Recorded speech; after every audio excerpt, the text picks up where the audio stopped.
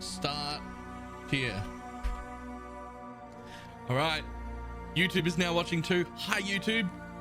Hi, I'm Chris Wilson from Grinding Gear Games. Welcome to our live stream and thanks so much for joining us today. Our team had a lot of fun putting together Path of Exile's 3.15 expansion, and we've got a lot to share with you. Today's live stream is a busy one. We'll start by revealing the details of this expansion's new Challenge League. Then we'll show you how this expansion is going to dramatically shake up Path of Exile's metagame in a big way. Thirdly, we'll talk about our plans to make Path of Exile more challenging, restoring some of the adrenaline and terror that you may recall from the good old days of closed beta. Next up, we're going to talk about Path of Exile Royale, the 100-player Battle Royale mode that we experimented with back in 2018. We'll be launching a restored and revamped version of Royale today, once our question and answer session with Ziggy D has concluded, and this event will run over the weekend. Let's go! Anyway, there's a lot to discuss, so let's get started with the trailer for Path of Exile's next expansion. Thank you, Head. Thank you for the 5 gifted subs. I very much appreciate it. Today! Oh, okay. Many centuries ago, our people traveled to this accursed continent. We return to reclaim our lost relics. But Rayclast grips its secrets tightly. We must wrench them from its grasp.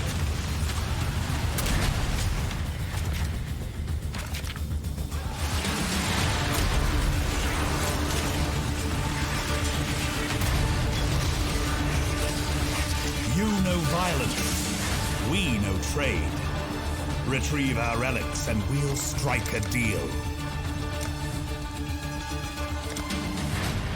We will follow the path of our forebears to discover their unknown fate. Yo, this looks good.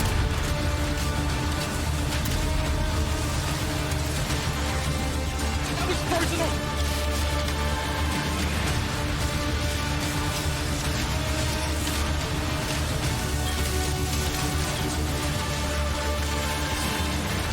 They wait, shrouded in darkness. Oh, let's for one go. who may finally challenge them. Wealth and power will be yours, should you survive our expedition. Yo, that looks good. That looks so good.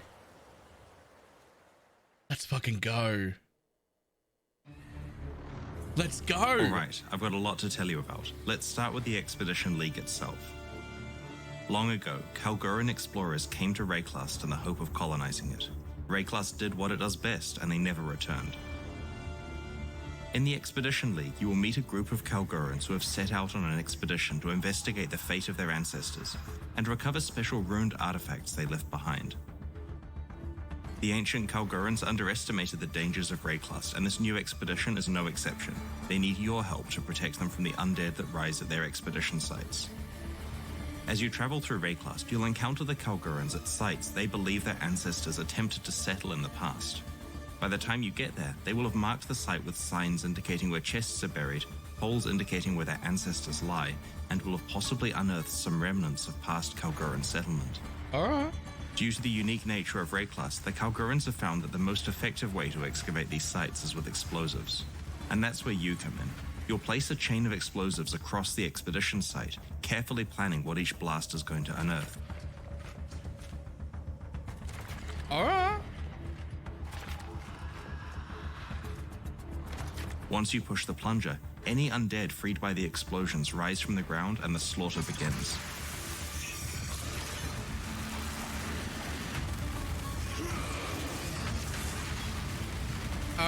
Some of these fallen Calgar are more difficult and rewarding than others, and have been indicated with special markers.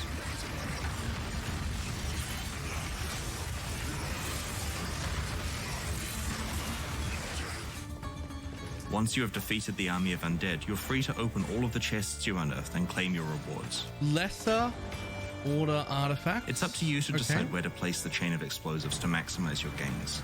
Do you unearth a lot of monsters? Do you unearth more special monsters? Or do you go for the chests and try to avoid combat? You try and get as much as physically possible. The ancient Calgarian explorers built structures on Rayclast, and you may encounter remnants of these at excavation sites. These remnants have various modifiers on them that, when destroyed, apply to monsters and chests unearthed from that explosion. Don't worry, this will be a onwards. lot quicker than it Remnants looks in here. greatly increase drops, but have some very difficult modifiers like immune to physical damage. You'll need to be very careful with your decision of which remnants to chain your explosives through, as they substantially ramp up the difficulty and rewards of the encounters. Speaking of rewards, there's a lot of cool stuff to find. Alongside valuable equipment and currency items are Calgarian artifacts and logbooks, which we'll talk about soon. The Calgarian traders have made this expedition to Rayclast in order to recover their ruined artifacts. There are many different types of artifacts, and each of the Calgarians is interested in a different set of them, with a unique way they want to trade them from you. For this expansion, we really wanted to play with the idea of having NPCs that want to trade with you in different ways. So we have themed their behaviors around the concepts of gambling, bartering, upselling, and exchanging. Let's meet the Calgarians.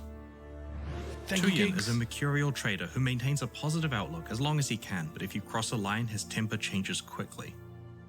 Tuyen offers you items with unreasonably high prices, but he's happy to haggle. You can always buy the item at the price he's offering, but if you offer a lower price, he might accept it, counteroffer, or withdraw the item entirely if he is offended by your lowball. He also occasionally sells currency items, so it's worthwhile keeping some of the artifacts he's looking for on hand just in case you see an opportunity. Grog is an average man pushed into Rayclast's dangers. He's helpful, concerned, and a bit fearful. He is very happy for you to do the fighting so that he can stay safe on the sidelines. He loves making deals and trying to upsell you. If you buy one of the items that Grog offers, he'll try to offer you a more complex deal where he improves the item via crafting. If you accept this deal, he'll try to upsell you again and again until you eventually walk away with your purchase. If you can't afford one of these incremental upgrades, you can leave and come back later with enough ruined artifacts to cover the cost. Because you don't get to supply your own starter item for this process, and have to select an item with promise from the range that he offers, his incremental crafting upgrades are priced rather cheaply. That's kind of cool. Gwennon is a cynical gambler who claims that luck depends on how hard you believe. So you really need to convince yourself that you're going to get that headhunter. If you don't, it's your fault. Gwennon shows you a set of base types with unknown properties. When you gamble by buying one, you'll receive a random item of that base type back. It could easily be a random magic item that you have no use for, but can sometimes be a valuable rare or unique item. It's probably best to prioritize gambling on base types that are most relevant to your character. I'll take Once leather you have belts, exhausted thanks. all the items that interest you, it's possible to use a specific new currency item to re-roll the gamble window to a set of new items of your current level. Sometimes a base type shows up that is a lot more expensive than it would otherwise be, and gambling on this item has a higher expected value than normal. You're taking the risk, though, that it could still be junk. We'll get to that next. We're starting with Danik, this. Warrior Scald, is the heart of the expedition, its brave leader and lawmaster. Danik is interested in specific types of ruined artifacts and wants to trade these from you for a variety of options, such as currency that lets you reroll vendor inventories, logbooks, or artifacts that other Calgarian traders are looking for. You can talk to the traders in the wild, in town, or in your hideout. They grant you access to your expedition locker, which is like the heist locker, a lockbox for League-specific items, which can be accessed in all three places also. We're adding the affinity system to these lockers. Among the many relics of the ancient Calgarians you might find at their expedition sites are logbooks. These ancient books chronicle the locations that their ancestors visited in their exploration of Rayclast. A logbook item can be rolled to have a set of explicit mods, like an endgame map. Ooh. Each location within the logbook has its own implicit mods, as well as a theme that controls what types of remnants can be found there. Okay. Talk to Danik in your hideout and give him a logbook you have found to go on an expedition to one of the locations it describes. These are all exotic places that no exiles have ever traveled to before. Oh, that portal. What the hell? Just like how a blighted map was one giant blight encounter with no natural monsters, the expedition you go on from a logbook is one giant expedition. Expeditions from logbooks are not only different because of their large size, but because there are special objects that you can interact with using explosives. For example, trees that contain monsters or items, passageways that reveal chests or bosses, and so on. Speaking of bosses, there are some formidable ones for you to seek out, and a set Hello. of valuable new unique items and base types that can only come from expedition content. Hello. The Calgarian people are not from Rayclast, so the items do not have the same defensive properties that ours do. Instead of armor, evasion, and energy shield, they have ward. This new base type is a pair of boots that grants ward and can get mods that improve it. The way that ward works is that you have a certain amount of it, and that amount is fully deducted from the first incoming hit that you receive. Your ward is then disabled and takes 5 seconds to re-enable. At that point, the next hit you receive is substantially mitigated in the same way.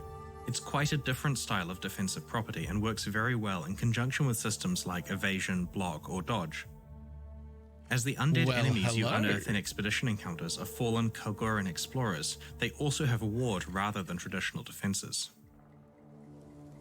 This unique helmet allows you to go all in with ward as a defensive option for your character. It causes all increases to energy shield to affect your ward instead, grants you a bunch of ward, and helps it recover faster. This other unique helmet is also on a new base type that grants ward instead of other defense types, but its properties don't interact with ward. Instead, it prevents you from dealing critical strikes and grants you BalorMage, which adds spell damage equal to the damage of your main hand weapon. The new base types and uniques I showed you here are just some of the ones you'll be able to discover when you play next week. So that's the Expedition League. Each of the developers I have spoken to has liked a different aspect of it, but I have really personally been enjoying the different trade mechanics offered by the Calgarian NPCs. The gamble window takes me back 20 years on a nostalgic trip, and Tuyin's haggling manages to capture the intense feeling I get when negotiating. And anyone who really knows me knows how much I love negotiating. This expansion also promises to massively shake up the Path of Exile metagame, and we're doing that by introducing new gems, lots and lots of new gems. For quite a while now, the way we have approached new skills in Path of Exile expansions is to make a bunch of gems themed around an entirely new build or dramatically augmenting a few existing builds. The blood skills in the Ultimatum expansion are a good example of this. Those were good. While this approach is great in terms of creating interesting new builds, it doesn't always affect every character game-wide. In order to achieve this big metagame shakeup, we've come up with a crazy idea for the Expedition expansion. Adding a gigantic pile of new gems at once, spread among as many different playstyles as possible. Each of these gems can of course be used by many different classes, but we use the list of 19 Ascendancy classes for inspiration when planning these gems. Our goal here is that regardless of which build you're playing, there will be new gems that you can add to your character. Let's go through the 19 new skill and support gems. Let's do it. The Earthbreaker support gem can be linked to any slam skill. Upon use, it summons an ancestor totem that uses that slam on your behalf. In this example, we've created a build that summons multiple ancestor totems that each wield Tectonic Slam. As you can see, this build covers a large area in fiery death while you get to stay out of harm's way. Yes! This is a powerful option for chieftains in particular due to the various totem bonuses available on their Ascendancy passive tree. Adept players will also be wondering if the Earthbreaker support allows you to create leap-slamming totems, and the answer is absolutely. Yes! Oh my god, yes! As with other ancestor totems, the Earthbreaker support also provides a buff to you, granting some increased area of effect with melee skills. Rage Vortex provides a new way to consume your rage, unleashing a whirling vortex that rapidly hits enemies within its range. It gains damage and area of effect based on how much rage was sacrificed. The vortex slows down when enemies survive being hit by it, causing it to deal intense damage to tough targets.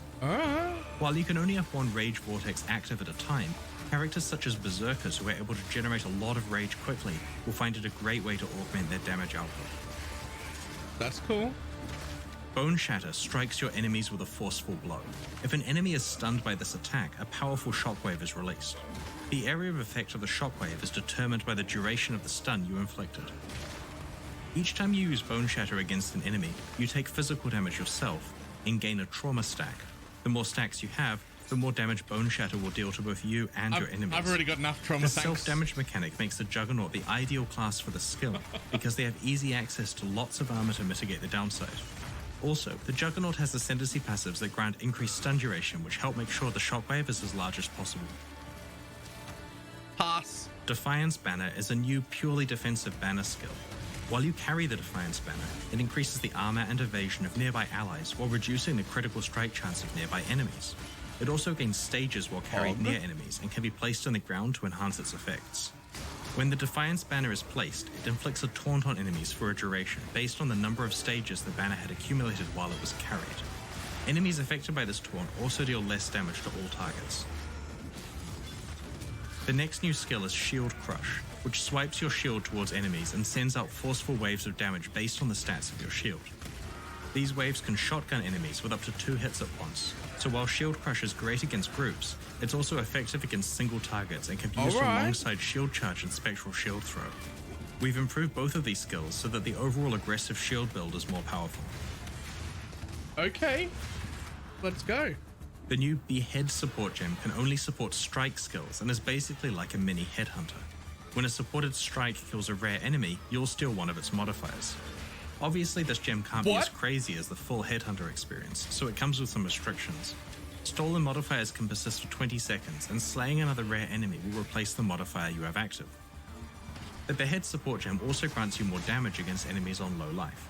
In conjunction with the Slayer's Bane of Legends Ascendancy passive, this bonus really embraces the execution theme of the Behead support. Pass, they ruined it.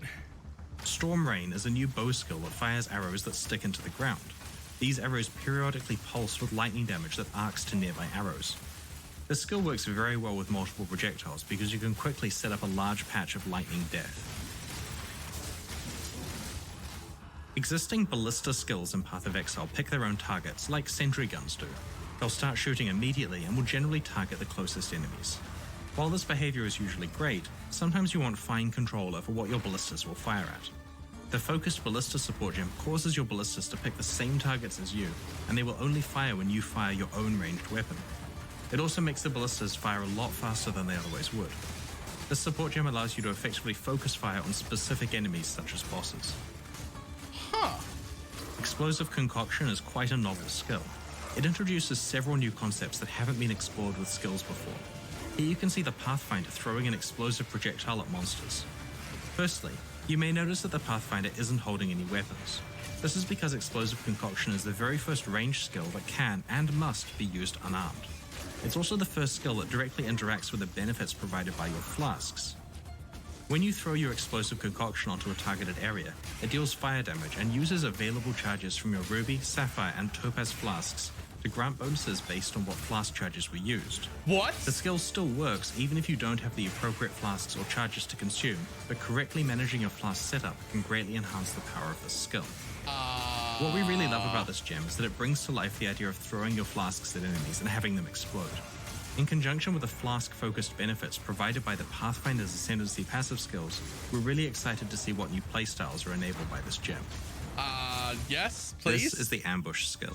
It teleports you up to an enemy, blinds them, and exerts your next one-handed melee attack. This exerted attack has a high critical strike chance and multiplier. In addition to this helping your assassinations, you can also use Ambush to quickly re-engage targets after dashing away. Voltaxic Burst grants a buff that counts down to 0, triggering a burst of lightning damage around you with a portion of that damage converted to chaos damage. Enemies slain by your Voltaxic Burst will also explode, dealing chaos damage around them based on their maximum life. You can stack up many Voltaxic Bursts on yourself at the same time. Consider using duration modifiers to modify the timing of the explosion so that you can cast the skill from safety and then move into a strategic position before it explodes. When you use Blade Trap, you throw out a mechanical device with 2 copies of your weapon attached. These blades spin rapidly in a circle a set number of times, dealing damage to anything they pass through. When dual wielding, the trap rotates faster but deals damage based on both weapons. I like that Because too. it's a trap, Blade Trap behaves a little differently to other attack skills by operating independently of your attack speed. This means you'll have some interesting itemization choices to make in focusing more on damage modifiers rather than the typical focus of maximizing attack speed. That's kind of cool. Summon Reaper creates a single powerful minion that uses fast melee physical attacks which cause bleeding. While the Reaper is active, you can use the skill again to direct the Reaper to a specific location, dealing a powerful attack along its path. The Reaper wants to be your only minion. It reduces the life and damage of your other minions, and will consume them to heal itself and gain damage and speed buffs. When designing this new skill for the Necromancer, we wanted to explore the idea of having a single ultimate minion. While there were ways to somewhat achieve this before, the Reaper is quite different in its abilities and interactions with other minions. It also feels much more active and directly under your control. One quick note though, the Reaper will absolutely eat your animated Guardian if you're not careful. Forbidden Rite is a powerful new spell that fires an exploding chaos projectile at a targeted area. It also targets a selection of enemies in an area around the player's location and fires projectiles at them too. Now this one But I be like. careful, Forbidden Rite also inflicts damage on you when cast. If you can find a clever way to mitigate this harmful downside, you'll have devastating and widespread damage at your fingertips.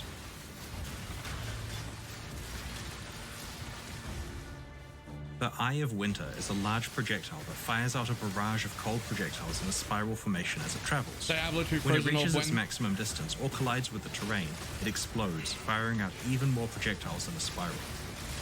This type of skill is one we've been wanting to bring to Path of Exile for a long time, and we Us felt too. this new collection of skills was the perfect place to showcase it. Yep, I'm on board. This Inquisitor is using the new BalorMage's Cry skill, which taunts nearby enemies and exerts your subsequent attacks, causing them to trigger a linked spell on your next melee hit. Here you can see the player taunting enemies with BalorMage's Cry and using Consecrated Path to teleport to enemies. The slam is exerted, triggering Firestorm to rain down on those enemies. Huh. In order to assist with scaling both attack and spell damage, the buff this Warcry provides lets your spell damage apply to your attacks. This property is usually only available on wands and certain unique items. Mana Bond is a somewhat unusual gem in that its source of power relies on your current mana. Upon use, it creates a rune that explodes at a location you're targeting. This explosion can either deal more damage or cover a larger area depending on the state of your mana. The more mana that's missing from your mana pool, the more damage Mana Bond will deal, as it converts a percentage of your missing mana into added lightning damage. The more full your mana pool is, the more area the explosion will cover. This means that being adept at managing your mana pool becomes highly advantageous. For example, having slightly higher mana while clearing a map provides greater clear speed, but when fighting tougher enemies, having a lower current mana amount is better. Interesting. Absolution has been designed for Guardians as a spell version of Dominating Blow. Yes! Absolution deals a damaging shockwave in a targeted area. When it kills an enemy, it summons a Sentinel of Absolution, which also deals damage by casting Absolution itself. The Sentinels also periodically cast a larger version of Absolution on the cooldown. Look at this While one. the Sentinels version of Absolution can't summon even more minions, they are a powerful army to fight against. Spectral Helix throws a spectral copy of your melee weapon which spirals outwards from you, dealing damage to any enemies it passes through. The design of this skill achieves what we always wanted Val's Spectral Throw to be. We thought it was a really fun idea for a skill, but because of the limitations caused by the soul-gathering requirements of Val skills, it wasn't possible Hamilton, to let's use go. Val's Spectral Throw as a primary skill. Let's go Hamilton. Now that Spectral Helix can live up to this purpose, we've reworked Val's Spectral Throw, which we'll reveal closer to release. One of the other issues that Val's Spectral Throw had was that it didn't work very well in indoors areas. However, Spectral Helix improves upon this, as the projectiles that spiral outwards can also bounce off of walls and proceed to hit enemies, rather than simply disappearing upon collision. All right. Well, Over the several last of those few I want years, to play. Path of Exile has really suffered from player power creep. As a consequence of trying to make compelling content, each expansion we release either gives players more axes on which to improve their character, more effective skills to use, or ways to craft better and more powerful items. Measuring from closed beta to now, this Expedition expansion is our 30th Path of Exile release. The amount of power creep varies per release, of course, with systems like Ascendancy classes providing, like 20, 30, 40% power creep at once? Like with Compound Interest, it would only take 8% more player power per expansion from new items, crafting, character systems, item acquisition opportunities, and new skills for player power to grow tenfold since the game has been out. And tenfold is roughly what we measure the increase in player power to be. We may nerf the most out-of-hand cases every launch, but we're only reducing them back down to close to the new baseline. The average Path of Exile character gets more and more powerful. While we do occasionally add new endgame challenges that are appropriate for the current power level of top characters, the rest of the game just becomes relatively easier and easier. I agree. Some games handle this by just endlessly and exponentially scaling monster life and damage to counteract player power growth. Diablo. Eventually, the numbers get too large and you need to crunch them all down again. This is a really cheap approach. It makes the game feel like a treadmill, where the developers are just turning a knob as they hand you new power, keeping you in the same place forever. We don't want to treat Path of Exile like that, and hence our solutions are more complicated. At the same time, one of the issues is that players will always pick the most powerful way of interacting with any game system, even when that's not actually fun to play. This leads to behaviors like Flask Piano, or the way that everyone just picks support gems that basically add pure damage. As game designers, it is our responsibility to make sure that the most powerful behaviors are also the most fun to engage with. With that in mind, the balance changes that we are making in Expedition are far-reaching and are going to affect almost all characters. Our goal is not to just nerf specific builds, but to improve the game, its challenge, and to make sure that people want to pick fun build choices. Yep. Anyone who played Path of Exile during its closed beta 9 years ago can attest to how challenging the campaign was to play through. Yeah. Early monsters were dangerous and terrifying, able to kill a character in a few seconds of inattention. Players feared going into the ship graveyard cave because of the flicker strike ghosts. They were careful around rowers because a couple of unlucky charges could outright kill them. Trying to kill a Goatman Shaman while he had Molten Shell up was a pretty terrible idea. Yeah. Nowadays, however, the game is a lot easier. We added level 2 and 4 support gems without increasing the difficulty of the game to compensate at all. Modern League mechanics shower the player in rare items from early levels, and we didn't make the game any harder in response. In fact, it's very interesting to compare the difficulty of League content with that of the base game. For a few years now, we've been shipping difficult leagues where monster life and damage values are a lot higher than the regular monsters that players fight between those League encounters. True. Players enjoy League content because it's challenging. They also told us they really enjoyed the Path of Exile 2 demo at ExileCon, and it was tuned to be almost punitive in terms of difficulty. One thing we learned from building that demo was that it's okay for some monsters to be able to run 20 to 40% faster than the player. In Path of Exile 1's first act, there isn't a single monster that moves faster than the player's default movement speed. We are rebalancing the campaign to be challenging. So far, we have focused mostly on Act 1, but with each coming expansion, we'll be extending this further. Our plan is that within a year or so, we'll have reviewed or touched every single monster in the game. While this additional challenge probably won't stop our most skilled players easily dominating the campaign or running through it to get to maps quickly, it will mean that players who engage with the content will find a consistent difficulty level between League content and regular content. It's worth noting that the behavioral and balance changes to monsters will definitely affect their map versions. This is Pog. I'm excited. This is really good. For quite some time, Path of Exile players and developers have been keen for a big rework to its flask system. Yes, please, In the endgame, please. flasks grant really powerful buffs for a number of seconds after use. Please? And these buffs allow the player to kill monsters quickly, filling the flasks up so they can be used as soon as they run out. With 5 such flasks equipped, the correct behavior was to spam the 1 to 5 keys repeatedly to keep all the flasks constantly up without any downsides. This flask piano playstyle was popular enough that players were improvising devices to hit all of those keys at once. Spamming the same set of keys repeatedly to get a powerful set of buffs that rival the power you get from your entire set of equipped items is not a fun game mechanic. It's unbalanced and certainly isn't nice on your wrist. It prevents us from balancing the game well for players who aren't smashing their keyboard constantly and seriously restricts the design space we can use on flasks. In addition, certain unique flasks completely outclass other ones in terms of raw damage output. It was pretty clear to us that Path of Exile will be a lot better if we did some serious work on flasks to make sure that their incentives were aligned with fun rather than with spamming blindly. Most utility flasks and unique flasks have been rebalanced. Expect a lot less permanent power from flasks. Flasks that provide raw defense or raw power are the ones with the biggest nerfs. Some flasks have been selectively buffed a bit if they were underpowered or less popular. In the Expedition expansion, there are now 3 ways that you can use flasks. You can either continue to use the rebalanced ones the traditional way, or you can apply one of the 2 new types of currency items to your flasks. The Instilling Orb and Enkindling Orb drop as part of the regular drop pool from regular monsters and chests. The Instilling Orb will cause a flask to be used automatically upon a specific condition being met. For example, when its charges become full or when you become affected by Ignite. This means that in the cases where you would previously want to time a specific flask usage, you can now rely on it happening automatically, with the only trade-off being that it may consume charges that you otherwise wouldn't intend it to. There are a variety of different conditions, and a random one is enchanted onto your flask, overwriting the others each time you use an Instilling Orb on it. The Enkindling Orb prevents utility flasks from gaining charges while active, but provides a big boost to their effect, duration, or various ways they interact with their charges. There are various different types of boosts, so you can use more orbs to reroll for the one that you want. Okay. When a flask removes a curse, it no longer applies a period of immunity to curses. Flasks that remove ailments now only provide a period of immunity to that ailment if they actually removed it. So if you get ignited, use a dowsing flask to remove the ignite and to gain immunity for a while. You can't spam the flask before you're ignited to be permanently immune. If you want permanent mitigation of ailments, there are other options for your build. Note that we have rebalanced ailment mitigation in general, so there aren't a few options that completely outclass the rest.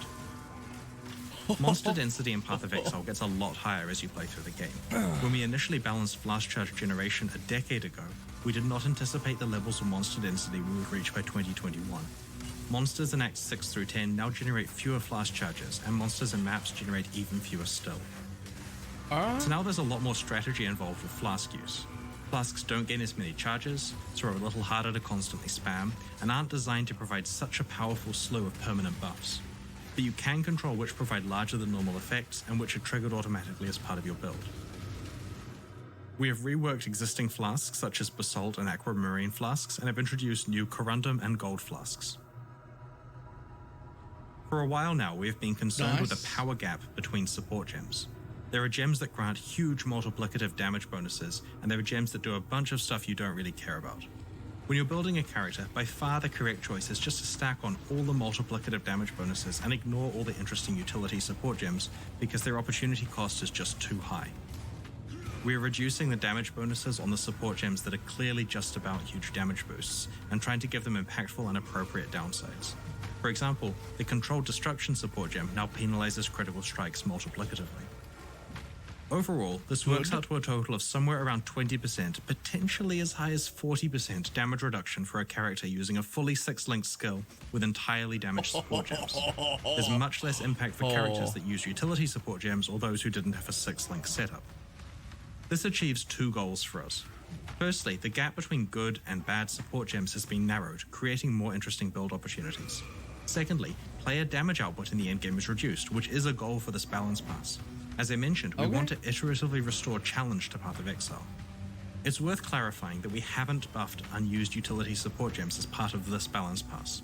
It's fully intentional that it's a reduction of power for the most damaging ones. When we're designing skills for Path of Exile, the mana cost of the skill is a mechanism to allow us to have larger impactful effects. Bigger skills should cost more mana to cast. Unfortunately, this entire mechanism is currently bypassed by triggering skills as this skips their mana cost. This basically means that we can't design really powerful spells. In 3.15, triggering skills through support gems will require paying their mana cost. In fact, sometimes it now costs more than casting the gem by hand. Thankfully though, this isn't very hard with well-constructed characters. Certain support gems that were originally disabled from supporting triggered skills, like Arcane Surge, can now be used to support them. Builds that use triggered skills are some of the most interesting characters in Path of Exile, and they are often the best representation of the craziness that our character customization system allows. We're confident that they are just as powerful as before, but we now have more interesting design space to explore with future skills. Now let's talk about movement skills. As you know, most interaction with monster behavior is essentially bypassed if you're using an extremely effective movement skill. This is okay if you're specialized deeply into customizing that skill, but it's currently the default state for any character if you use Flame Dash, Smoke Mine, or Dash without any further investment. These skills have been rebalanced to be more in line with other movement skills. These are not huge numeric nerfs, but do mean that there is scope for improving the performance of the skills by specializing around them. There are many other balance changes in 3.15, which you can read about in the Balance Manifesto and patch notes next week. So good. To be honest, there are a lot of nerfs here. We completely understand that this level of change will make some people nervous, but it's time we start actively combating power creep and fixing game systems that haven't been working the way we intended them to. I think that the metagame of Expedition is going to be making me so happy. The reduction of overall player power, combined with all of the opportunities from the new skills and flask system changes, should create entirely new sets of builds that we haven't previously seen. You guys are always surprising us with what you do, and we can't wait to see what you come up with here. So back in early 2018, there was a trend where every online game was releasing a Battle Royale mode and getting a lot of good press in the process. We had a running joke in the office that our fast development speed meant that we could probably add a Battle Royale mode to Path of Exile in one day of development. As April Fool's Day approached, we tried to do exactly that. We pulled a few developers together and asked them to spend no more than one workday each on their contributions to this new mode. On April 1st, 2018, we launched Path of Exile Royale.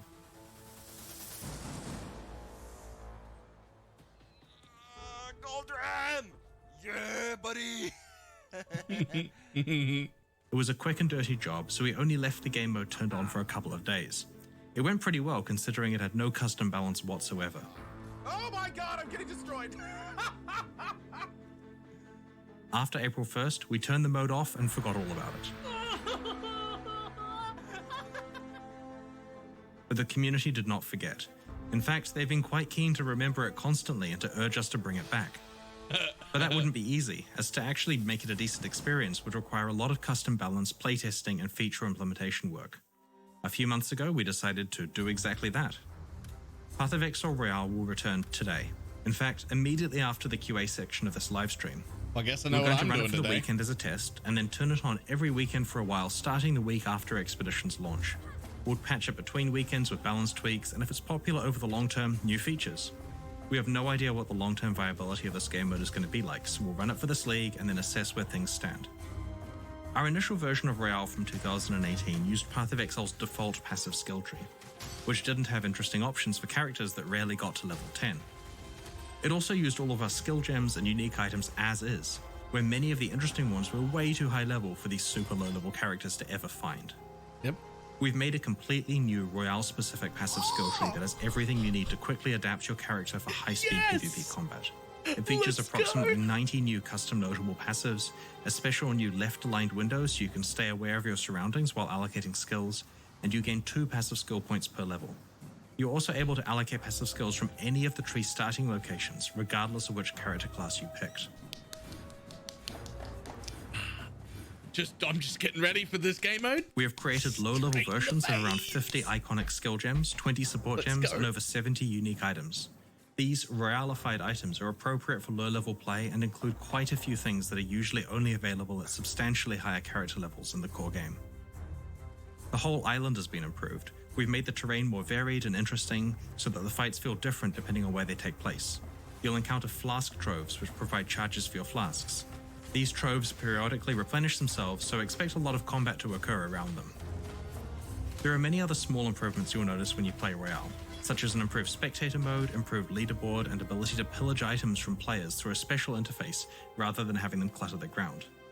Oh, I like that. You don't need to delete and remake your character for each game, as you could just reuse your old one, which is automatically reset to level 1. Oh, I like Your prize that. for coming first on a Royale event is this new Rower Dinner hideout decoration. It's a bit like a Challenge League totem as it grows more impressive as you win more events. Royale is available to play today, as soon as our Q&A session concludes in about 45 minutes. So patch your Path of Exile client, and when we're done with the Q&A, log in and click to join the Royale event on the bottom right of the screen. For more detailed information on how the mode works, check out the news post we just made on pathofexile.com. We'll be running the event from today over the weekend. If you don't get a chance to play Royale over the next few days, we'll run it again every weekend other than Expedition's launch weekend for the next few months. Please check it out and let us know your feedback. Okay. Keep an eye on our news over the next week as we reveal the finer details of what's coming in Expedition, including the full patch notes on Tuesday, US time. We'll move on to the Q&A shortly to answer your burning questions, but first, let's have a look at the new supporter packs that are available right now to celebrate the launch of Expedition and help fund ongoing development of Path of Exile 2, and special modes like Royale. That is going to be The Soul fun. Keeper and Aesir supporter packs come with masses of points to spend in the store, social frames, forum titles and badges, a download of the digital soundtrack, and of course exclusive cosmetic microtransactions like armor sets and weapon skins. The Soul Keeper series comes with an exclusive pet, and the Aesir series an exclusive set of wings. Oh. On top of the traditional small and medium-sized supporter packs that are consistent with ones we've released in the past, we're also adding an optional new third tier for each series. This new tier includes an exclusive apparition portal effect and a slightly better ratio of points per dollar spent. The introduction of these new packs should give you more options for what combination Look of at each that pack portal. series you purchase. Like always, it's possible to upgrade between pack tiers within each series. That's gorgeous. Gorgeous. Thank you so much for your support. Purchases of these supporter packs are the only thing that fund the ongoing development of Path of Exile, as well as expansions Alright. like Expedition and Path of Exile Royale. The reveals we showed you today are already live on YouTube for you to link to your friends in case they missed the live stream. Please do so. We'd love to have as many of you as possible joining our expedition next week. It's time for the Q&A. If you have any questions from what we've shown you today, please get them ready. We're definitely going to keep watching for the Q&A, but for the sake of YouTube, that's where we're going to end. We'll leave the Q&A off. People can watch the Q&A on their own. TLDR, I'm pretty excited about most of that. That addresses a lot of problems I've had: flask management, power creep, the game not being difficult anymore. All of those sort of things are exactly things I've been complaining about for more than a year now. Like I have to wear compression gloves for my hands because of flasks and because I'm a streamer, so I can't use a flask macro. Like so many things, and just overall making the leveling harder is great. I'm pretty happy.